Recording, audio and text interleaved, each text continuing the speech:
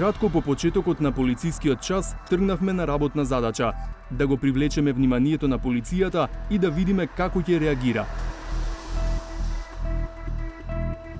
Пешачевме без истакнати новинарски легитимации. Оти целта беше да провериме дали полицискиот час е во полна сила или е формалност.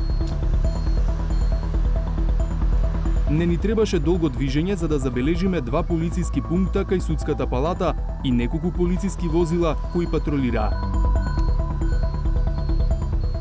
По неколку минути поминати на крстосницата се вклучи алармот на исклучително љубезна патрола.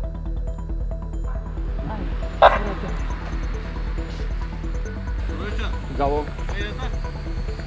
Од работа па дома. Дозвола имате? Па, нели е од 9? Не од 9, часот. Седум 9. Ама имаме, ништо не помня. Полиција час нема. Знам, ама нели ми сте по 9 дека е? Не од 9. 9 беше пред месец дена. Прекратување на полиција час е 2000 евра. Најдете превоз најбрзо такси за не носил ќе треба станица веднаш. Значи по 2000 евра на 20 тај. Од тука некој нема ќе собера други. Ако не ја ќе собера други, да знаеш. Најдете такси најбрзо изгубете се тука негде да отидете дома, не знам кај сакате. На улица не смеш никако, никако. Добро.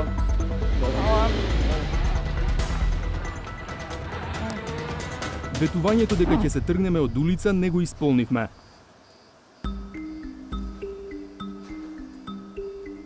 Прошетката ја продолживме на еден од централните градски булевари, 11 октомври.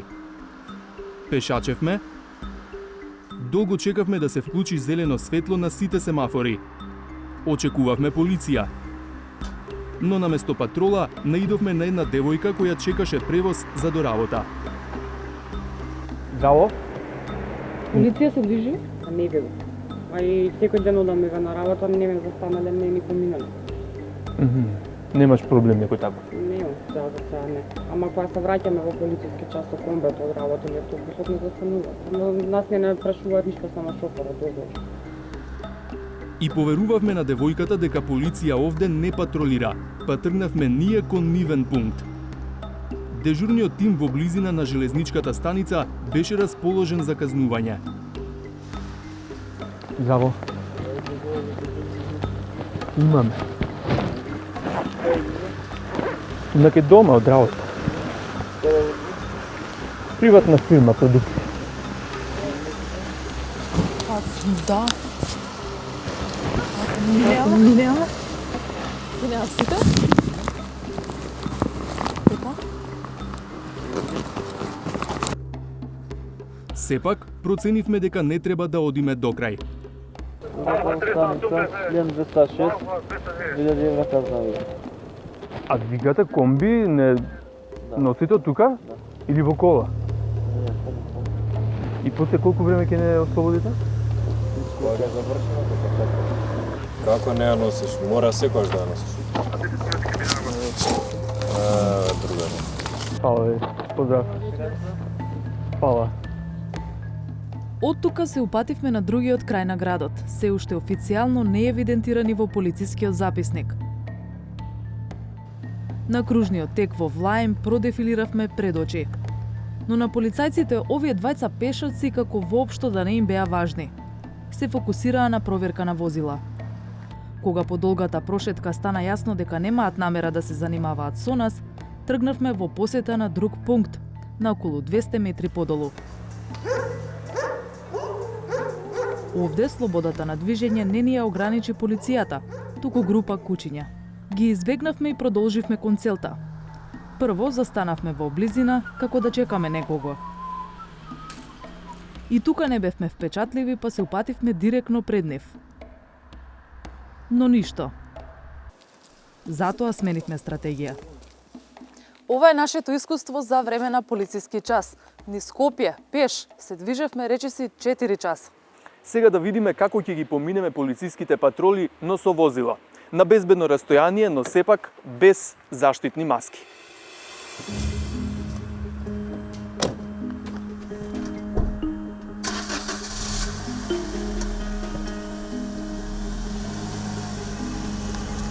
Се возевме во централното градско подрачје.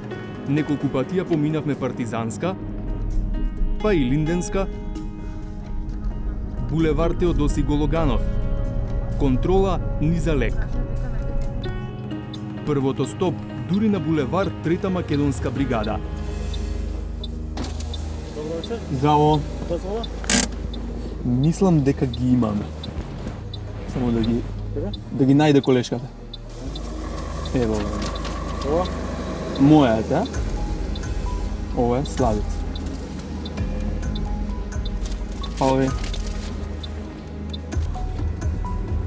За заштитни маски не стана ниту збор, иако со владина уредба тие се задолжителни, ако возачот не е сам во возилото и не се вози со семејството. Казната за ваков прекршок е 20 евра. Утредента МВР соопшти дека таа ноќ полицискиот час го прекршиле вкупно 40 граѓани низ цела држава и дека 29 од нив завршиле во станица. Во споредба со периодот кога беше воведен полицискиот час, сега бројот на приведени е далеку помал.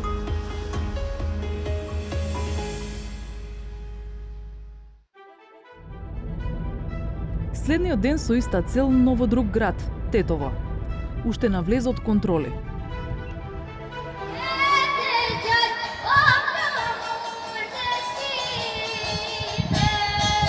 Некои тетовци се забавуваат затворени дома. Други на улица во време на полициски час. Всушност, во многу тетовски мала групи деца смислиле игра, бегај, доаѓа полиција.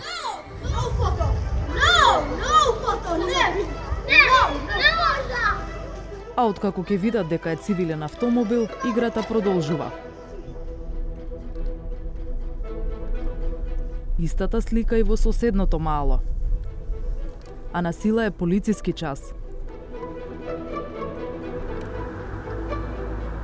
Во прошетката по Тетовскиот плоштад пак останавме осамени. Ниту луѓе, ниту полиција. Тишината за момент ја прекина друга група деца. Абе, не ви е страх од полиција? Полиција нема? Па не ви е страх? Како и децата останавме невидливи, иако на плоштадот се задржавме речиси половина час. Малку подолу од шарена џамија посведочивме на врвулица во локална продавничка, а беше речиси 23 часот. Меѓу муштериите и полиција. Работи дуќанот? Па смее ли да работи?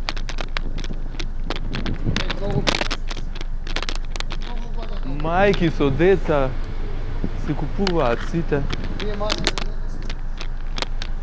Па да не казните. Имам во ранец. Но никој не беше казнет од полицијата за полнокниот шопинг. Друга патрола не забележавме, па како и во Скопје, така и овде, се упативме на еден од полициските пунктови. Здраво. Па треба да се у нас. Изе.